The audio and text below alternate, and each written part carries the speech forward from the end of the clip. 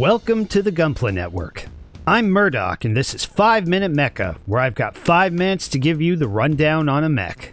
Today's episode is sponsored by Side 7 Exports. Side 7 Exports is your one-stop shop for all your P-Bandai and Gundam Base exclusive needs.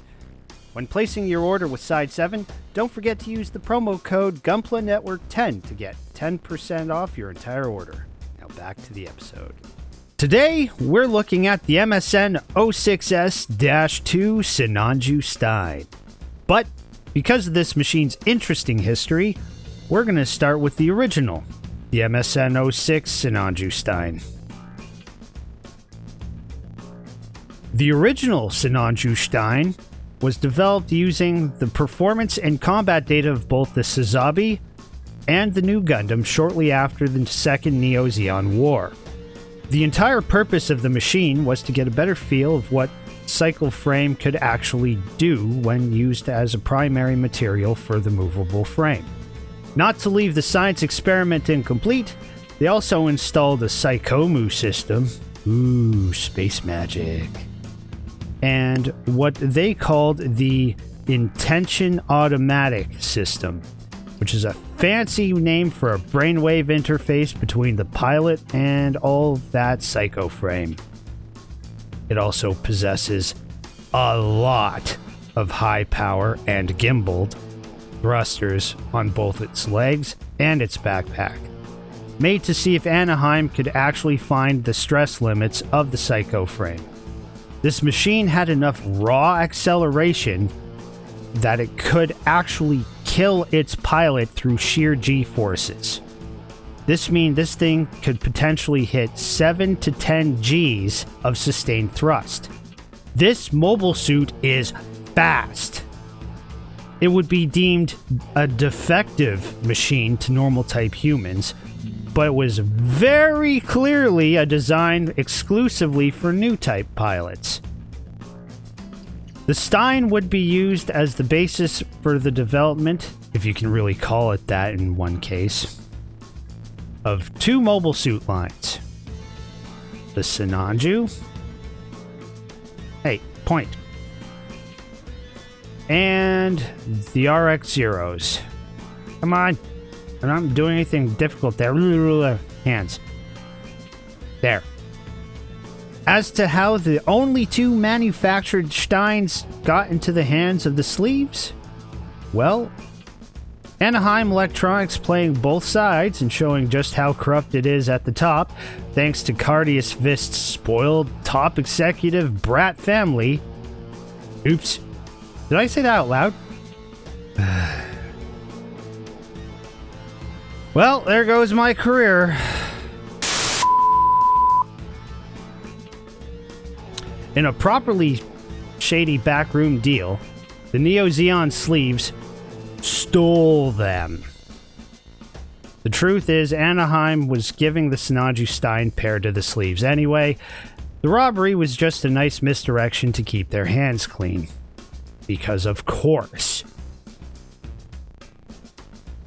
One of these 2 machines would retain the original model designation, get some shiny new curved armor paneling, a fancy Moto Eye remodel, and a red paint job, going to fake sharp, full frontal.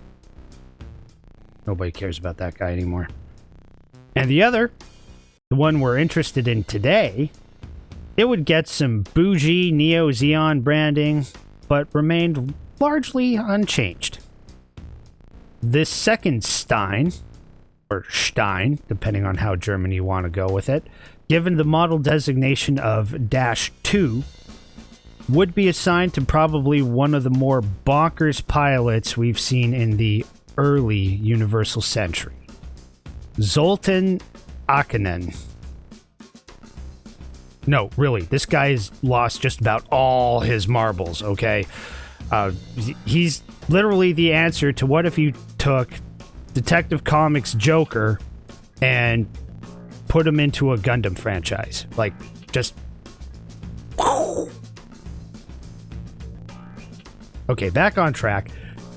The Dash 2 and the original Stein carry the same equipment pretty much. The only noteworthy mention is that the Dash 2's armaments have more Zionic stylization. Otherwise, things like the shield on this guy, like it's the same shield that the new Gundam uses, whereas the Dash 2 has something more akin to, you know, the Red Sinanju or Sazabi.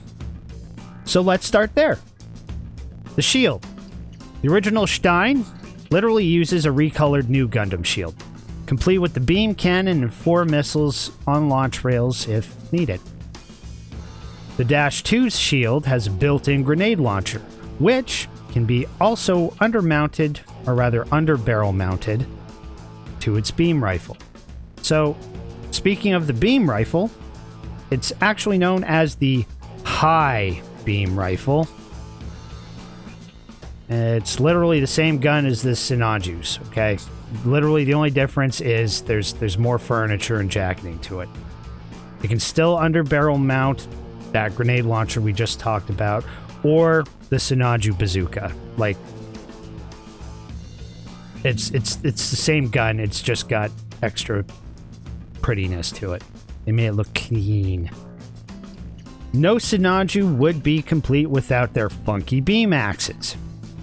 The Steins are no exception, and the axe can also be converted into a beam naginata, much like the Gelgoogs of old. Or I guess old in this case, because it's been about 20 years. Other notable armaments are that it has forearm-mounted beam sabers, and can just as easily use them as katars like the unicorns can. And the Sinanju Stein also comes with that age-old, bog-standard twin 60mm head-mounted Vulcan gun. That's it for this episode. See you in the next one.